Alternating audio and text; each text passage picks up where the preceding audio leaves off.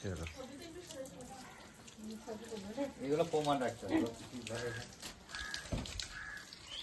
আপনাদের অবস্থা কি এখন?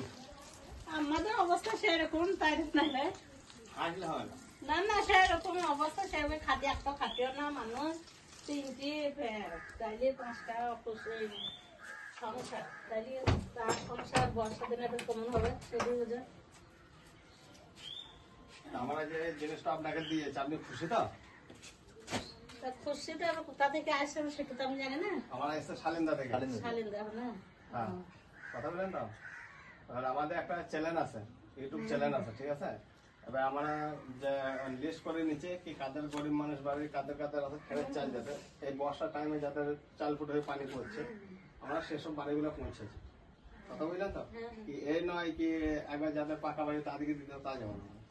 যারা গরিব মানুষ, যাদের মোটামুটি সমর্থন নাই, কি পঞ্চায়েতে কোনো হেল্প পায় না মানুষ, আমরা সেগুলো নামগুলো নোট করলে আমরা তাদের বাড়ি দিচ্ছি।